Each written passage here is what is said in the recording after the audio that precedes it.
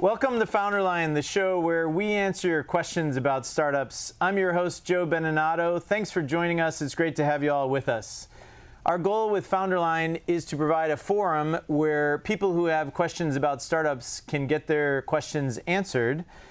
So maybe you're thinking about starting a company, maybe you're a founder who's already started a company and you're dealing with an issue that you need some help with. You might be an employee who's thinking about joining a startup and you want to know more about the startup situation. Whatever it might be, we're here to try and help you today. So please get in touch with us and we'll see what we can do. This is a live show, and in order for this to work, we need to get questions from the audience. You can do that in 3 different ways. You can call us. The number is 1-844-4FOUNDER. That's 844-436-8633. You can email us. The email address is help@founderline.com. And you can also reach us on Twitter. Our handle is @FounderLine. With that, let's get started. Our guest today is Russ Siegelman, who's an active angel investor and is also busy teaching classes at Stanford Business School. Russ and I have been friends for a long time, worked together on multiple companies, and Russ, it's great to have you with us today. Thanks for joining us. I'm honored to be here. So usually before we dive into questions from the audience, we spend a few minutes just talking about your background and so people can get to know you a little bit. You are one of the few people I know actually who worked at Microsoft and spent, 7 years there? Worked for Bill Gates, helped to start MSN, the Microsoft network way back when. So, when people have these iconic, people in the industry they've worked with, I always like to see if we can get a little insight, not their dirty laundry, obviously, but maybe you can tell us what it was like, working at Microsoft and then working with Bill during that time period.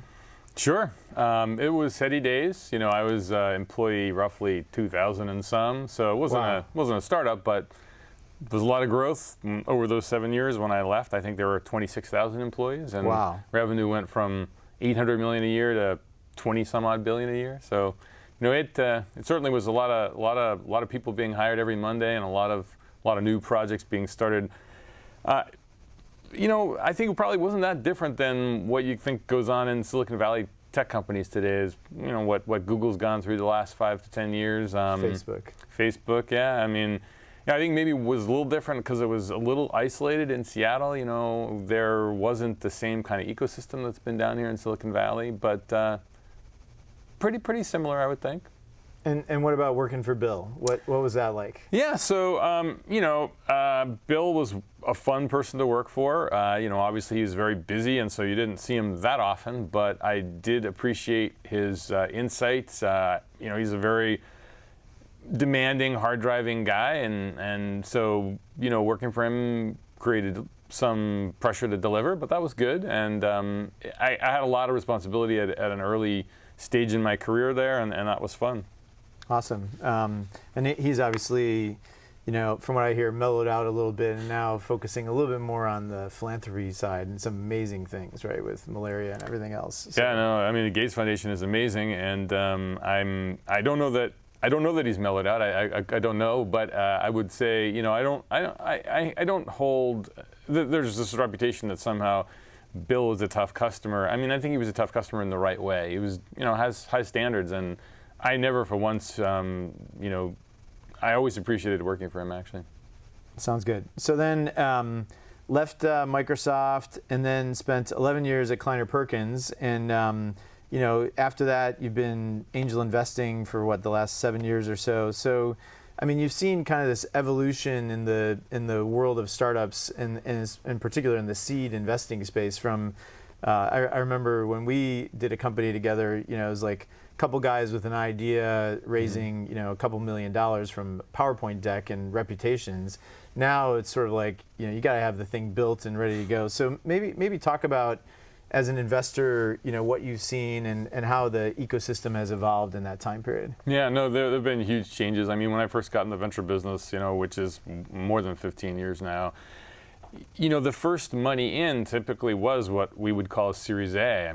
We would see a few, maybe a small team with a plan, and maybe some code we'd written, but often not. And we'd write a $3 or $5 million check. Not always, but that was a typical Series A, and they'd go 18 months before they would have what we consider a ready product today, an alpha or beta. And then after $3 or $5 million have been spent and 18 months, maybe you'd get some customer feedback. So quite different. I think so. There's a huge expansion of what you would call seed capital, and I think there's a couple of reasons. One is the ability and cost of actually getting a product to market is so has reduced so much. Partly because of cloud technologies, because tools are cheaper, the whole cost of the ecosystem is cheaper, and there's a lot more skilled people who can do it. I mean, when we first got in the venture business, you needed people who had been engineers for multiple years, and now, kids out of high school can do this stuff. So I think for all of those reasons, it's just a lot cheaper and a lot simpler to get these projects going. Yeah. And then when investors kind of looked at that, and they kind of, this is a little bit in concert with the lean startup model, they're like, hey, look, rather than giving you lots of money, we'll give you a little money to show that the dogs are eating the dog food, which, as a model I totally appreciate as a venture capitalist. Why give them $3 million when you give them a little money? So risk reduction is what you try to do. Yeah. So the combination of those two things really expanded the pool of capital that went after these early phase projects. And, I think as a result, most venture capitalists now have moved what I call upstream. They're not really funding that really early risk of whether the dogs eat the dog food. They now want a project, as you said, that already has some customers or has working code. And you can understand why. So now they've left a lot of those risks to people like me who do seed stage investing. Yeah. Yep. No, it's definitely the case, and it seems like everybody's an angel. Like anybody who's worked at a big company and made $5 or $10 million, they're putting money to work. So you're also teaching 2 or 3 classes at Stanford right now? Or? Yep, I teach a number of entrepreneurship courses. I teach a class on social business entrepreneurship. I teach a marketing class. Yep. So. That's probably giving you some new perspective on the world of startups. Maybe talk a little bit about some of the stuff you're doing there. Yeah, so I really enjoy teaching Stanford Business School. The students I find are really energizing and smart. I think, there's kind of these waves. I first got into teaching there probably this is my 8th year. So it was right before, it was sort of after sort of the big recession was over and sort of the bubble had been burst, and people were sort of coming back 2005. Okay. And what happened was the reason I got asked to teach was because so many students wanted to take this class. It's now called Startup Garage, and they all wanted to start businesses. There's a big bubble, and then by 2008, it kind of tailed off. And so I think the sort of the student entrepreneurship bone kind of goes with the sort of same cycle in the venture industry. Yeah. But generally, I've found that Stanford Business School students are great to work with. They're very entrepreneurial. They're very smart. And the other thing that I've sort of, I mentioned earlier, I teach also social entrepreneurship, and it's been really fun there because there's plenty of people there who want to start the next Facebook or Google or whatever. But there's a fair number of them who want to do things that really more for social impact than for money, and that's been fun for me to work with them and apply the same lean startup models, try to think about how social businesses can actually generate some sustainability by driving revenue and having customers. So it's all good. I really enjoy it. Cool. Well, it's so great to have Stanford right in our backyard, right?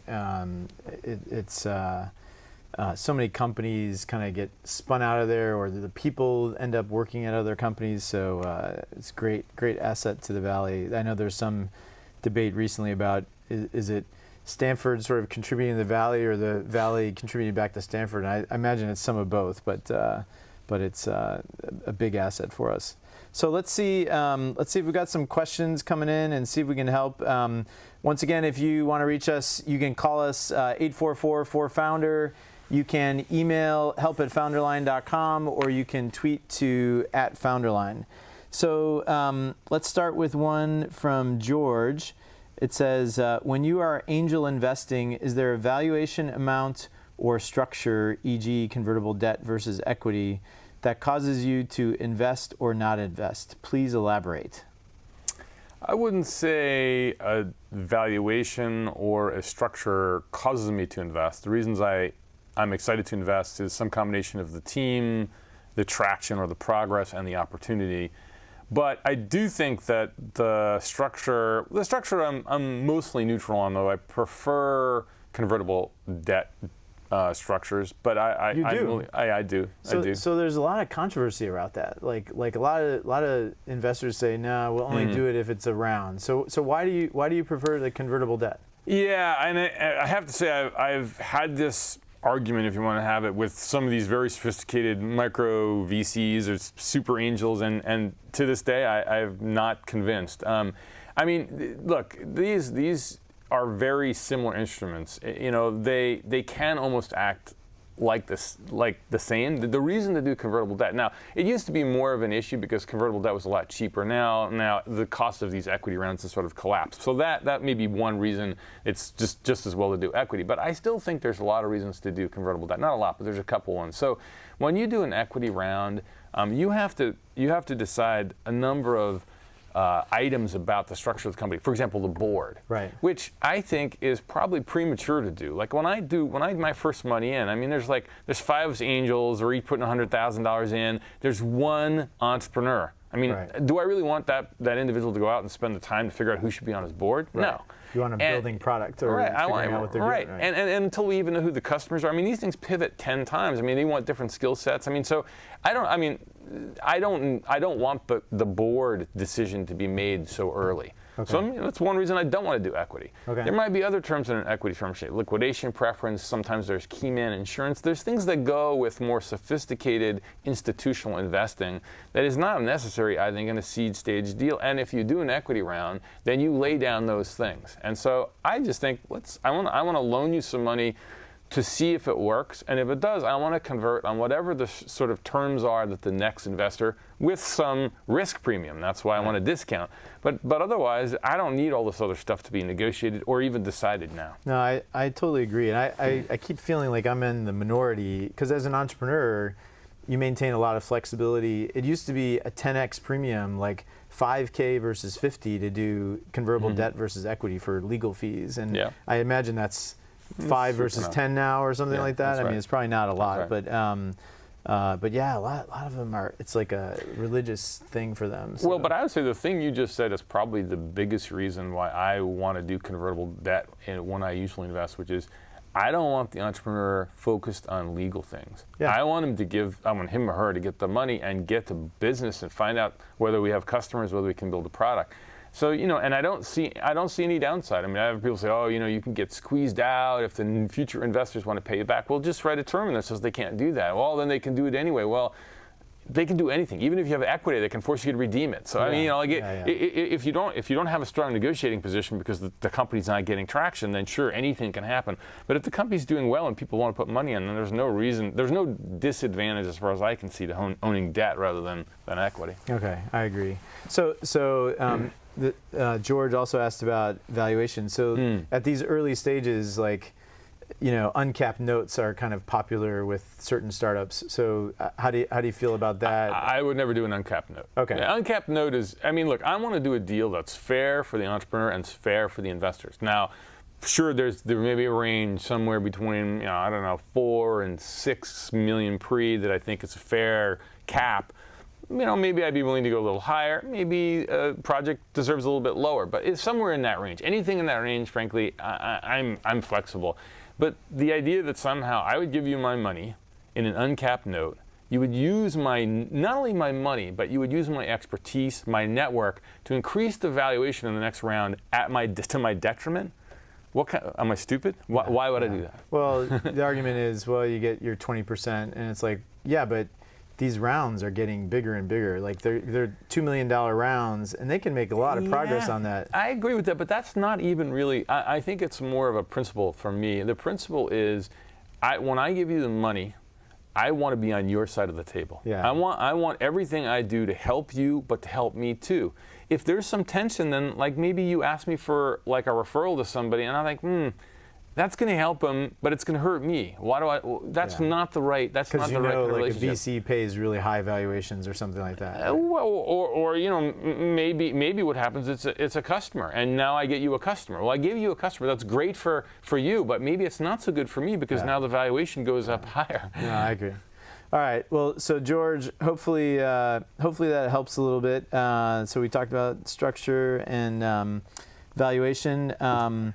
So let's move on. Here's one from Mike. It says, knowing what we know now about the social web, what things would you like to have seen Friendster do differently? So as background, Russ was an early investor. Actually, it was someone else at KP, right? John Doerr was the investor, but I did help a lot on Friendster. And then later on, when much later, when the company didn't do well in its first incarnation, we did restructure it, and I did get on the board later, and John got off. But and if you don't want to talk about it, no, you don't have to. But no. So Friendster was, like everyone says, it could have been Facebook, right? And I don't know if that's true, but yeah. Well, so remember, there was a company between Friendster and Facebook that was supposed to be the big company. Do you remember it? Orkut? No, that wasn't it. No, shoot. News Corp bought it for $600 million. MySpace. Okay. People forget that. Okay. So there was a company.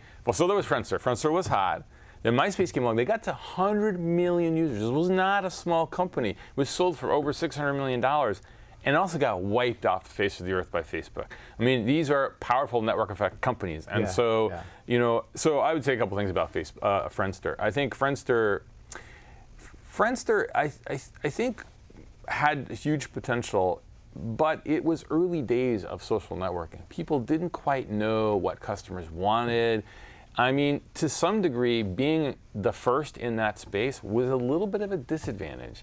When Facebook came along later, for example, one thing they saw very clearly was that both MySpace and Friendster, people may not remember that, your homepage was very customizable.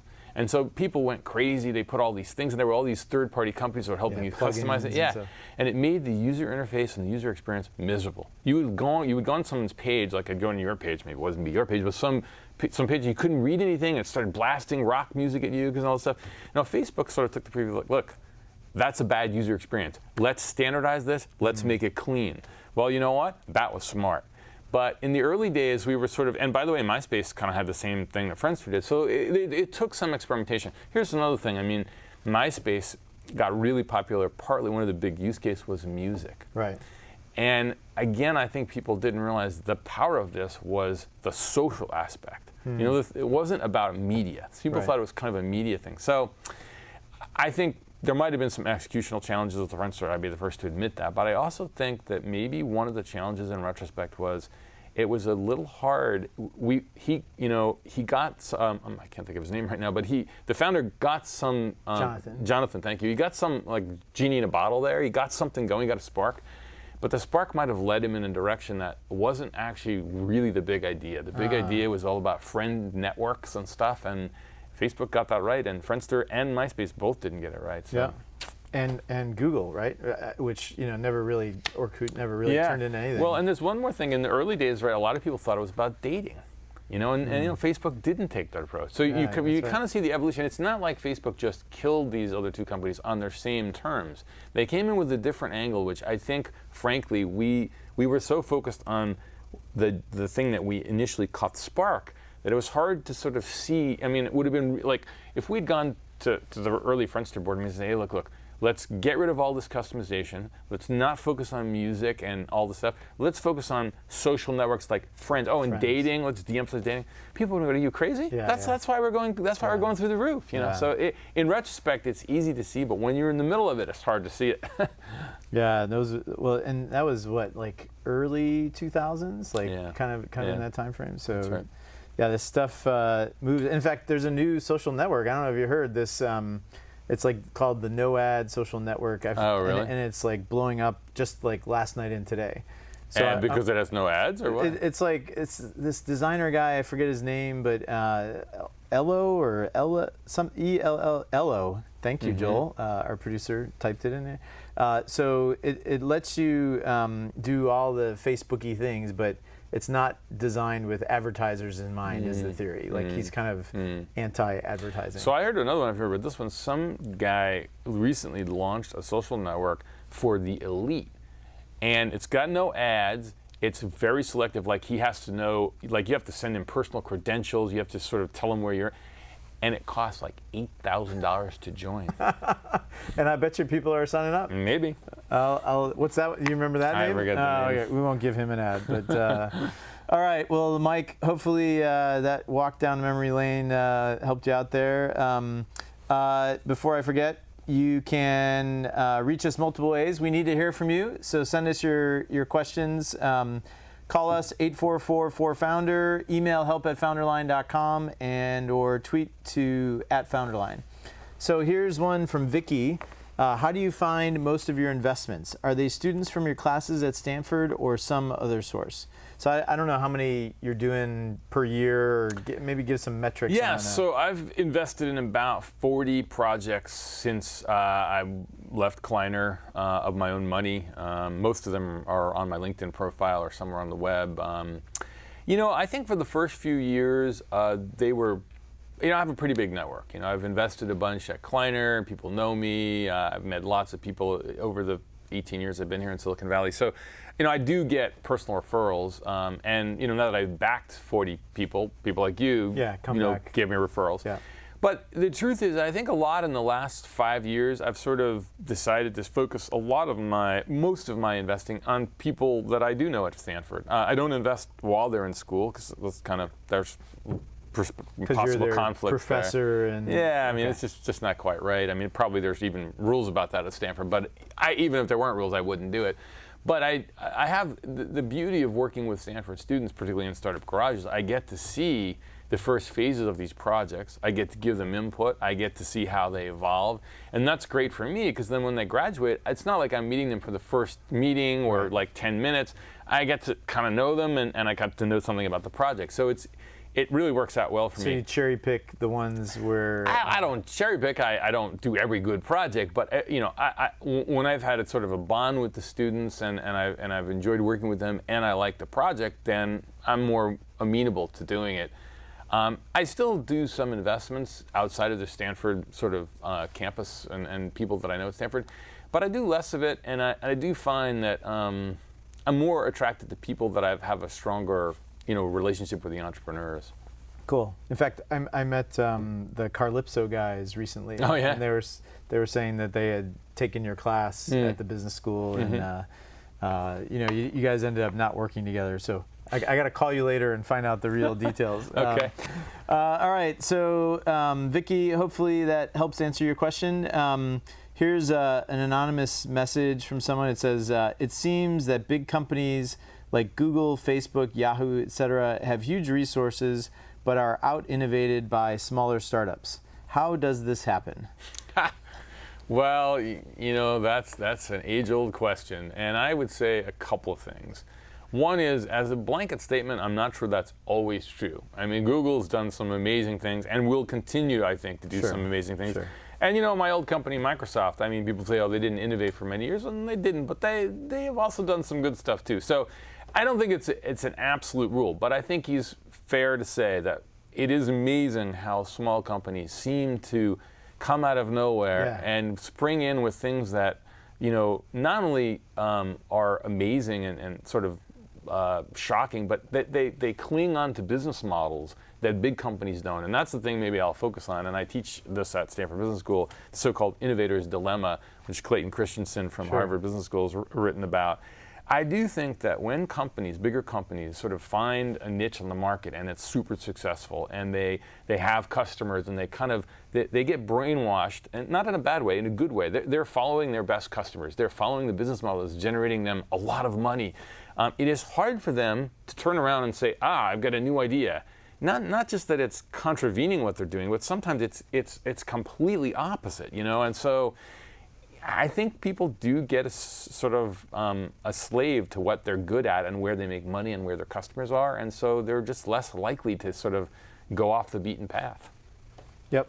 No, totally agree. And some amazing things do continue to come out of all of these companies. Like the way over here, I saw 2 Google self-driving cars, right? And I'm just thinking, not very related to search, right? Yeah. They're just always doing new stuff. And I think a more interesting question, not a more interesting question, but kind of a related question that is maybe deeper in some senses, is why is it that big companies often have the technology, but don't pursue the business opportunities the same way. Yeah. I mean, like, for example, I was at Microsoft. We invented online travel reservations. Why didn't they keep it? Why did they spin it out into Expedia when it was worth nothing? And then Expedia blew up and was worth, now Expedia is sort of an old generation, one of those. Right. But I kind of forgot that was the case. yeah, So okay. that was a Well, Microsoft why? Okay, I'll tell you why. Because in those days, one of the big revenue streams from Microsoft was selling software to the travel world.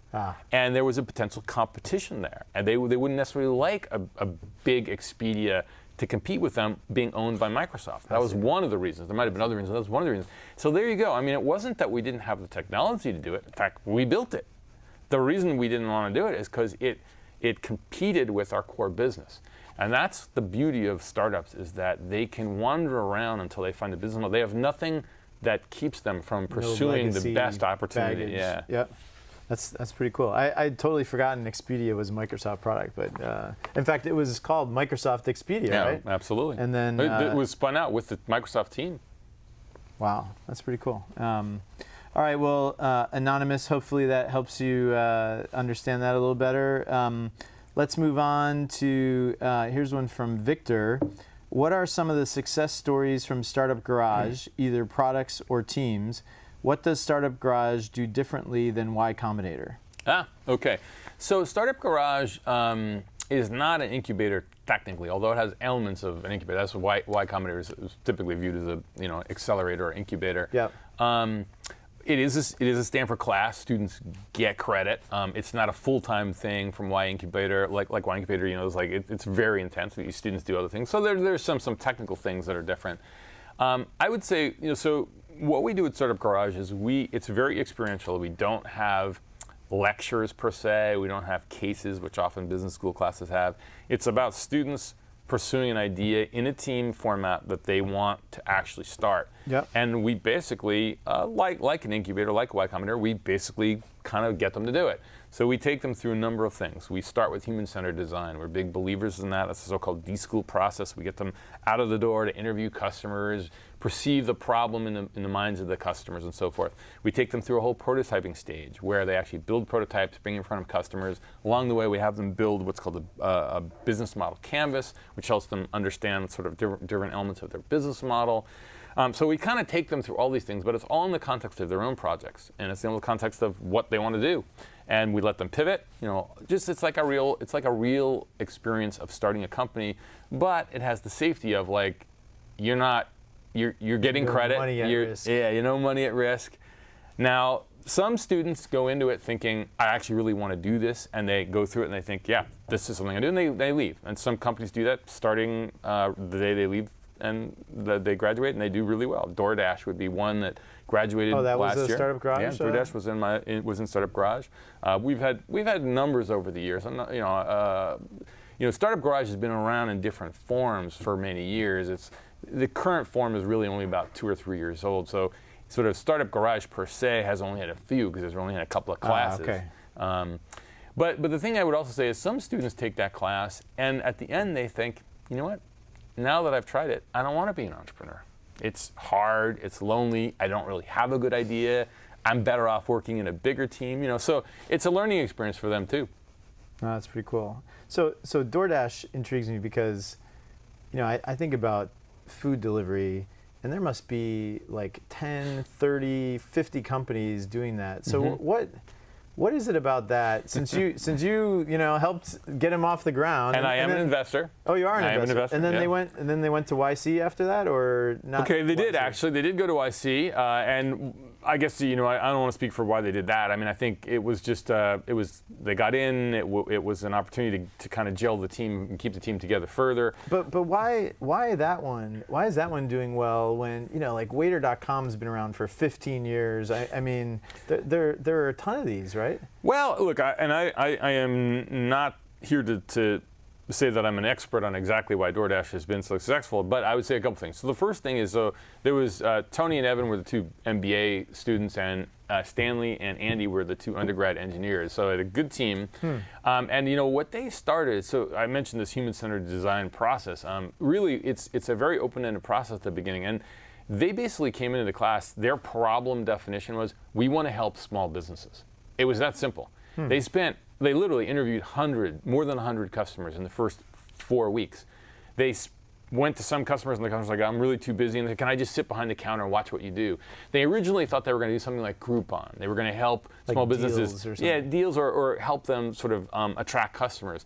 And what they heard repeatedly was like, we don't really need more customers, but we would love to deliver. We deliver. They heard that a bunch of times. Really? And then they actually tried they built a couple of prototypes. They built one that had to do with sort of a iPad display in the front of restaurants that had to do with customer service feedback. Because again, they were still kind of trying to think.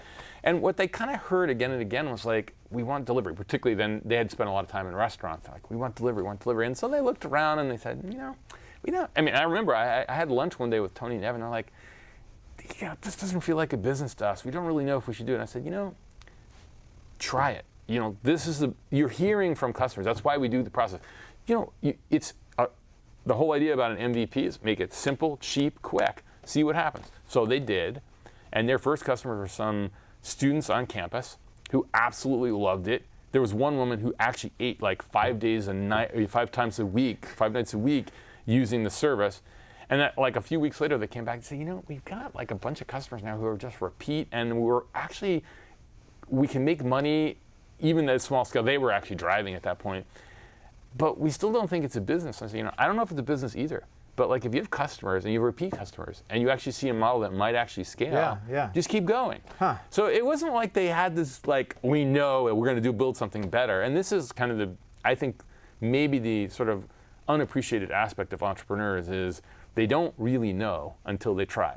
In retrospect, they often go back and say, oh yeah, I kind of got it all. But it doesn't usually happen that way. That's amazing, because you think, if you're a restaurant, there are all these guys who have been around forever. You just call one of them up and say, I want you to do my deliveries for me, and I guess. Yeah, but I'd say a couple things about that. One is, structurally, the thing they're doing that economically and from a business-wise could be structurally drastically different is they don't own the trucks. They don't have to pay the drivers full time. So it's just totally outsourced. Yeah, so that shared economy gives them a different cost structure.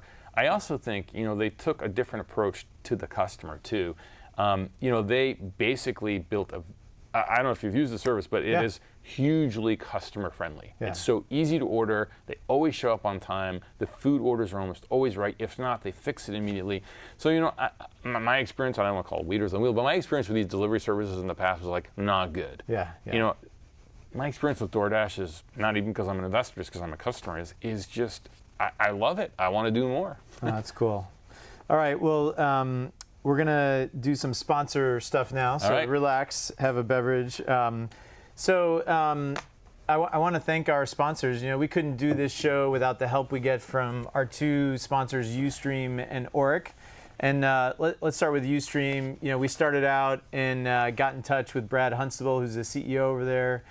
He loved the idea and said, hey, we want to help you guys out. We want to get you up and running as quickly as possible. And literally, we were up and running in about 10 minutes from the time we got the credentials to log in, and everything was very straightforward.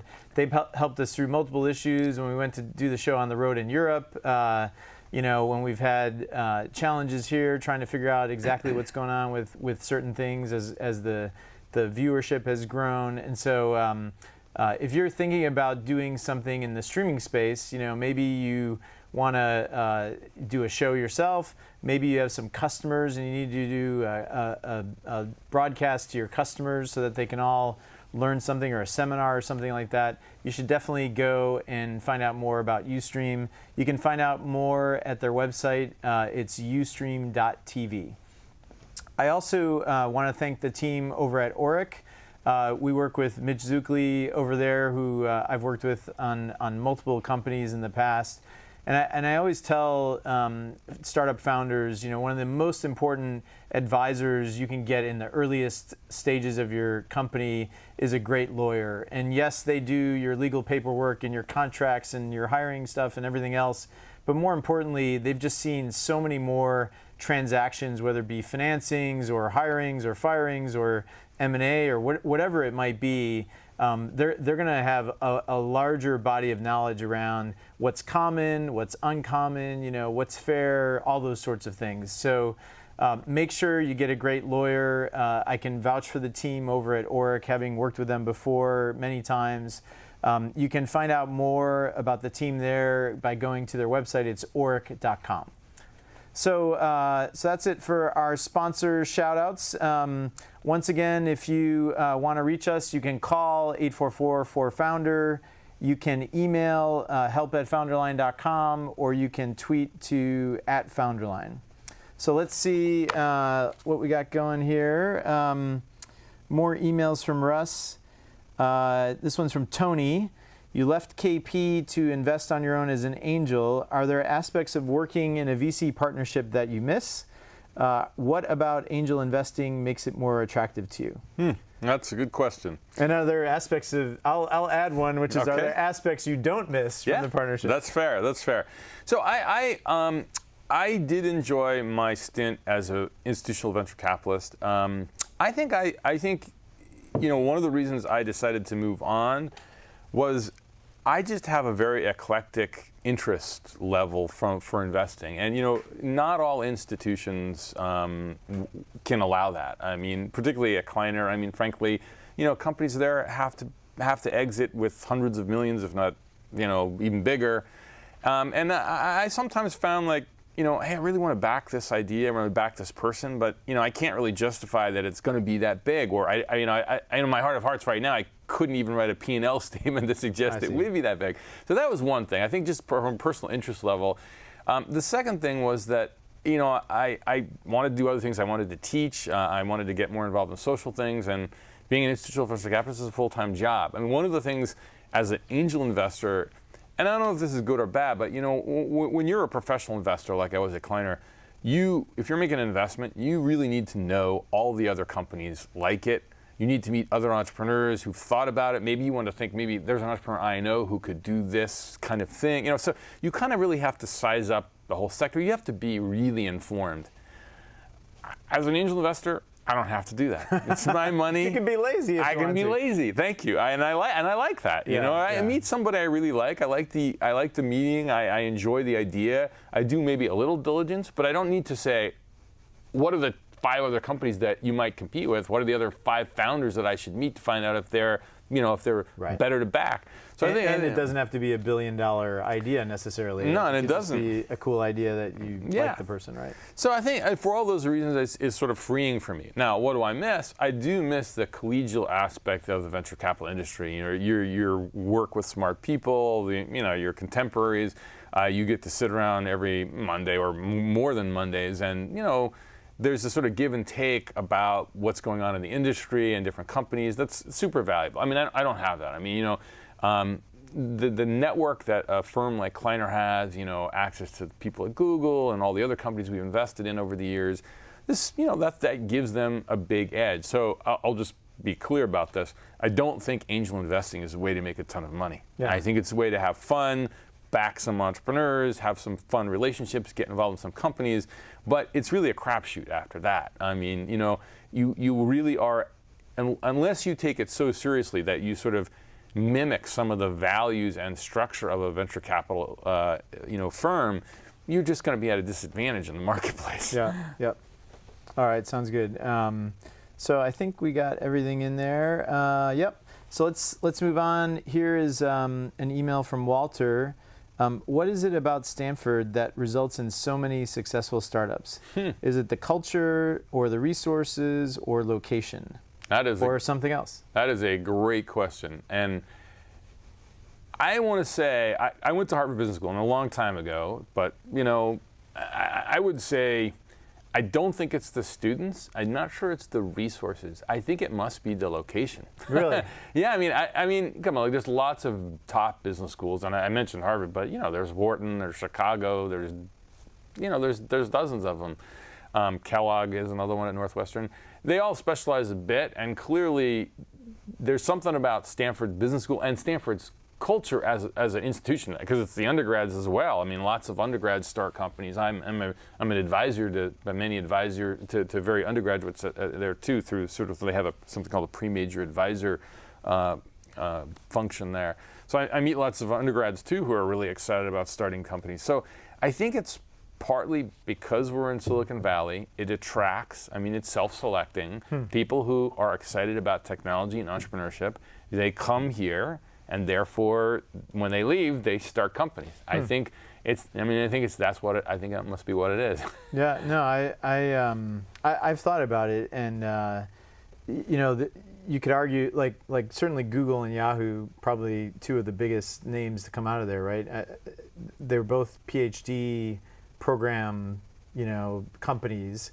So I was like, well, is that a coincidence? Like, are the professors there just really active? Facebook came out of Harvard. That's true. That's true. And I know Harvard because I have connections to Harvard because of my business school days. That they are trying really hard. They built a whole incubator space there. They have seminars where entrepreneurs come in all the time, and venture capitalists go there. And so I mean they're trying, and it might take a while, but who knows? And frankly, even so, I was in the Cambridge, Boston area in most of the 80s. I was there from 80 to 89. I was an MIT undergrad, and I worked in a startup for 3 years as a software engineer, and then I went to business school there. And in the 80s, certainly in the early 80s, Cambridge was as hot a place to start a software company that was out here. I mean, the whole AI industry because was, of Lotus and MIT. And MIT AI lab was like the hottest thing going. Stanford had some of that, but there was a lot. So that changed over time. But now, like, biotech's huge in Cambridge now. I mean, there's big labs there. There's a ton of companies getting started. So I think it sort of swings about a little bit because of those institutions and their focus. Yep. All right, Walter. Hope that helps you. Let's move on to Susan. If someone wants to contact you about an investment, what increases the probability that you're going to respond? So we talked a little bit about intros earlier, like from people but do you get tens of these a day, hundreds? No, I don't get tens a day. I probably, it's not hard to find me. So if someone really wants to find me, they do, and I do. I get over the internet. Over the transom emails, probably a few a week, maybe 10 a week of projects, people saying, hey, you want to take a look at this? And to be honest with you, I think, like I said earlier, probably about 5 years ago, I was more interested in reading and investing in more of them. And so I sort of would probably, the likelihood that I would invest in something that just came over the transom was probably higher than it is now. But I still read them, and I still occasionally do. I would say, right now, the likelihood that I would invest in a project that came to me without any connection is probably pretty low. And to be honest with you, it's not because it's either good or bad. It's just because I just don't have the time to filter through all of them. So, I think the thing about networks and connections is it's just a shorthand for filtering things. That's really all it is. It's not really that those projects are better. At Kleiner, we used to have this thing that said, we would never invest in a company that just came in over the transom. But we did do one. I know, because I didn't actually invest in it, but it came in over the transom from my email from someone we didn't never know about. He was a Harvard Business School student. He found me because I was an HBS grad, and we invested in that company. It's still a private company, but it's a good company. I forget the name of it. It's one of these construction rental B2B networks. Wow. I forget the name of it. Oh, that's cool. All right. Well, let's, Susan, hopefully that helps you. Here's one from AC. How do you react as an investor when things in a company aren't going well? So I don't know how active you are these days in the companies, but having worked with you, I know a little bit about that. Of course, it was always going well in our case, so there are never any issues whatsoever. But so how do you work with your companies when that happens? Well, so I do sit on some boards, not as many as I used to, and it's a little hard to react to that question in the abstract. So I would say generally, I realize that particularly in the early stage phases of these companies, things are not always going to go well. And so the question is, are people applying themselves? Are they applying themselves to the right problems? If people are working hard, and if they're focused on the right problems, my reaction is to be a cheerleader. Hey, let's figure out what's wrong. Let's move on to the next idea. Because I think that has to be the nature of really early stage startups. Now, later is different. Later, if there's executional problems, it might be because management needs to be either bolstered or replaced or revamped in some way, or it could be really we don't really have a business model that's going to scale, and then we have to be mindful of that. Let's not bury our head in the sand. So there could be things there. Again, I'm a realist. I'm not a pessimist either. So there's somewhere in between there. I mean, you want teams to be excited, and you want them to be sort of working hard, sort of with some future momentum. But if you feel like they're not focused at the right target, then I think you have to be realistic about that. Yep. All right, AC, there's your answer. Let's move on to Carl. What advice would you give to a startup CEO who is getting conflicting advice from his 2 investors/board members? So you and I lived through one of those situations together, but so what would you say to Carl? So I actually last fall I taught a class at Stanford Business School with Mark Leslie, and we taught a case where this exactly is the lesson you're supposed to learn. So I think there's 2 things to say about that. The first thing is, and this is sort of an adage that Mark uses, and I subscribe to it too, is that if you don't do what your board members say, you might get fired. But if you do exactly what your board members tell you to do, you absolutely will be fired. So don't do the latter. Okay. And the reason I say that is because you're getting paid to make decisions. Your job is to tell the investors or the board, this is where we should go and this is what we should do, and back it up. Now, there might be good and reasonable reasons why people don't agree with you on that. But, slavishly saying, let's take a vote. What do you guys want to do? And then that is not a CEO. Yeah. CEO is about leadership. So my first answer to that is, don't necessarily think that you're there to do what they say. That's definitely not it. Now, the second question is more complicated. So if you do have a conflict, and there could be a conflict or a disagreement, what do you do? I would say 2 things. The first is, you try to get to the bottom of why. And so, not in a board meeting, because I don't think, you do one-on-ones with the people, and you sort of try to find out, like, why are they coming? And you try to, and you come in with your point of view too, and you try to persuade them. Even after that, you can't get people on the same page, or at least enough of them with you, then I think you just have to take a stand, and you just have to say, hey, we're going to go this way. This is what I want to do. And if you guys think it's not right, or you think I'm the right person to proceed, then you know what you need to do. Just fire me. Yep. No, I remember a very specific situation with you, and what I give you credit for is there were 2 points of view, and they were in opposite directions. And what I remember you saying is, look, you can take my advice or not. Either way, it's going to be fine. And I remember in one situation, I went the other way, and you never thought about it again, right? Whereas this other person, just held it against me for the rest of my life, mm-hmm. and that puts you in a very awkward situation, right? Well, it's counterproductive. It's not constructive. Yeah. But you know what? I'll say one other adage. This is an adage I came up with, not Mark. But I tell people, like, in the venture capital industry, you only make 3 decisions. You decide when to invest, you decide who to hire as the CEO, and when to fire a CEO. Yeah. That's it. And so, like, you don't make strategic decisions. That's false and wrong if investors think or board members think they're doing that. So my attitude is, look, you have to back the team. They're the ones that are going to do the work. Until you don't. And then you don't tell them what to do. You just say, you're fired, and you get someone else. Right. So there should be never a situation where investors are pounding the table saying, we have to do this. Now, it's perfectly fine for investors if they have the right experience level and savviness, and and that's why they're good. You want to get their advice. You should be consultative. But it shouldn't be like, if you don't do this, I'm going to hold this against you. That's not constructive. No, that was tough. So thank you for not doing that. So let's see. Here's one from Doug. Can you please share with us some insight into the decision process at a large VC like KP? For example, what are the steps? Do the decisions have to be unanimous? What happens when there are disagreements about investing? That never happens, et cetera. So sure. Well, so first thing I'd say is not every firm does this the same. Some firms do have what I would call nominally a unanimous kind of process, like everybody has to be behind it. I know some firms that don't. I know a firm which I know a partner who explained this process to me, which I really liked, which I'm not going to name because maybe it's proprietary, but it's actually the inverse of unanimous.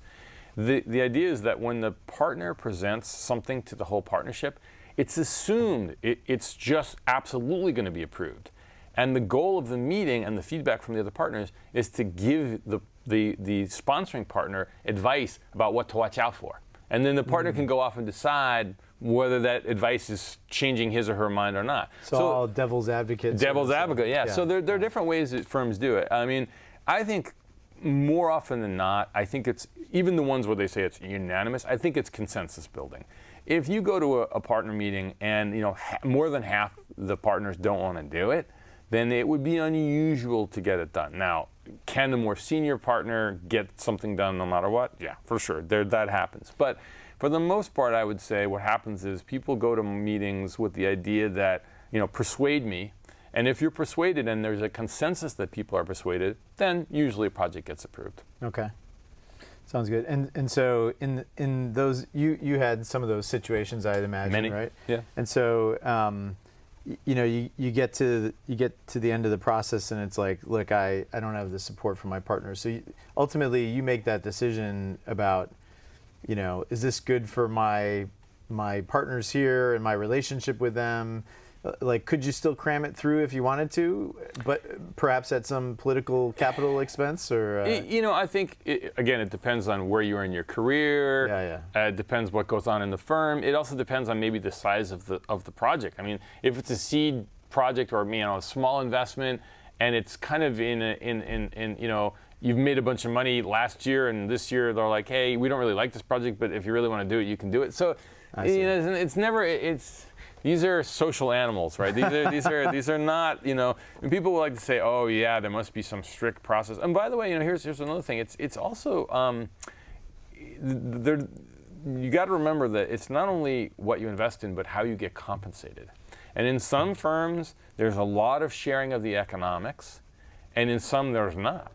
So in firms where there's not a lot of sharing of the economics, I think the decision making tends to be more distributed. By that I mean, like in some firms, there's like a pot of profit that everybody shares more or less equally or not. And in those cases, I think you need a lot more consensus, because like people's economics are all dependent on each other. Right. I know some other firms where there's some shared economics, but a lot of the economics is you make money on the projects you get to invest in. And they give you a budget. Hey, you get to spend $20 million this year. Go to town. Yeah. So, you show it to your partners, but your partner's like, hey, look, Andy, if you want to do this, or, Joe, if you really want to do this, that's not very interesting, but go for it. It's part of your $20 million allocation. If you want to do it, do it. So the economics part is part of the incentive. Yep. All right. So, Doug, hopefully that gives you a little insight. We got time for a few more here before we run out. This one's from Max. It says, I'm looking at joining a 30-person startup as an engineer. I want to be sure I make the right decision. What sorts of things would you suggest I ask in order to figure out how well the business is going? So that's a great question, Max. A lot of engineers don't necessarily think that thoroughly about how the business is going. So what would you say in those cases? Yeah, I mean, I think the things I would find out are, I'll give you the big themes, headlines, and then we can talk about maybe how you might dive into it. But to me is the quality and stability of the team. That is definitely one of the things I would focus on. The second one would be, customer traction, especially if it sounds like it's 30 people, they already have a product. So, and by that I mean, not so much like, are they making tons of money, but do customers love the product? Is it repeat use and so forth? And the third thing I would say is a bit on sort of how stable the finances of the company are. Not whether they're making a ton of money, but like how much money they have in the bank. Are they going to run out of money soon? Yeah. And were they able to raise money already from institutions that are likely to, if things are going well, invest again? I mean, so those are the kind of big buckets I would look at. That's great. And Max, what I would add to that is, as CEO, when I was getting questions from engineers who were joining, I was always, I always thought the people who were asking the tough questions were really smart to be doing that, and I didn't mind at all walking them through as much detail as they wanted to get into. So don't hesitate to ask those questions if you're wondering about them. I think that's a great question, and the rejoinder to that is that if you ask for a bunch of information and they're not very forthcoming, I would take that as a little bit of a mixed signal. I mean, if you know, like, so you're going to be part of the company and you'll want to know that stuff. And there should be, I mean, they might say, well, some of that's sensitive, I can only share some of it, but they're not willing to share any of it. I'd wonder why. Yeah, no, that's a great point. And I do the same thing on investments now. Like, when I ask for data, and they're like, we don't really have any data, then it's like, well, okay. you know, one of the things I learned early as a venture capitalist, and it's amazing to me how few VCs do this in their due diligence, is that when I was doing the diligence of investing, I'd say, look, you know, they always send you their presentation. It's not that you look at that, but the thing I always say is, like, I want to see their last board book. I mean, because the bad news is never going to come in any presentation they send you. Yeah. But if there was bad news in the last board book, probably would be there, right? So, no, that's good. All right, we might have time for one or two more. Here's an email from Jonathan. We have 2 offers to invest in our Series A. One is with a more well-known VC at a lower valuation, 10 million pre, and the other is with a less well-known VC at a higher valuation, 15 million pre. We like both investors, but we don't want to leave too much money on the table. Any suggestions? Wow, hard to say, right? Because I don't know this person, I don't know the company. Yeah. But sort of the abstract problem, I understand well. You know, take a lower valuation for a more well-respected VC or institution versus not.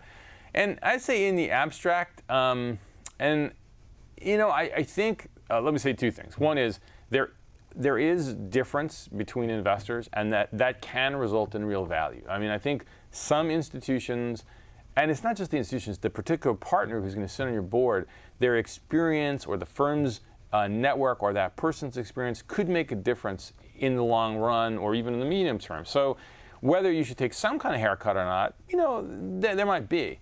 But let me say the flip side. The flip side, though, is that value, that business building experience, that network, you can get other ways too. In other words, you can take the less experienced investor, but maybe negotiate as part of that. Like, hey, I want to go out and get a really experienced independent director, and I'm going to give him a lot of shares, or her a lot of shares, to make up for the fact that maybe you don't have as much experience as an investor. So there might be other ways to fill the thing. So I think what you got to think is, don't just take money at a higher valuation, thinking that you don't have to fill the other important aspects that an experienced company building director won't bring. Yep, and maybe, Jonathan, ask them to come up a little bit. Like, maybe they'll come up to 12 instead of 10, and then there's always room for negotiation. Yeah, exactly. So, but be ready if you're going to do that. You got to know if you're going to walk if they don't come up. So have that in mind.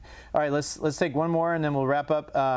From Peter, we're a 2-year-old startup and have been running with the 2 founders as co-CEOs. It feels like it's time to have one person lead the effort and make decisions. How do we sort that out without pissing each other off? Wow. I've never lived through that. I don't know if you've had to do it. I'm not a big fan of co-CEOs. I would probably recommend you never start that way, because Me too. now you're in this kind of position. Look, I think at this point you really have to look at what skill sets you need to take the company to the next stage. You guys have to be realistic and sort of decide who has those skill sets, who has maybe the maturity to take it, maybe the leadership, because maybe if it's really about scaling and hiring people, because it's sort of at 2 years, if the company's going even on any reasonable trajectory, it's going to be a lot about leadership from year 2 to year 5. Yeah. So you kind of have to take that seriously. And that doesn't mean somebody has to be pissed off. I think you just have to have maybe a bit of a tough conversation, but also find the space for the person who's not going to be the CEO to have a really constructive role in the company. But I'd also say, if that doesn't work quickly, in other words, if that other person who doesn't get the CEO role is not being constructed, then I think you're gonna have to cut that out. Yep. Well, and to your first point, like, don't do co-CEOs. Like, that's a bad idea in general. I think it's a bad idea. Well, we're out of time. Russ, thanks for being with us today. You can follow Russ on Twitter. His Twitter handle is @RussSiegelman. I'll let you figure out how to spell that. Thank you once again to our fantastic sponsors, Orrick and Ustream. Don't forget to follow us on Twitter. Our handle is @FounderLine.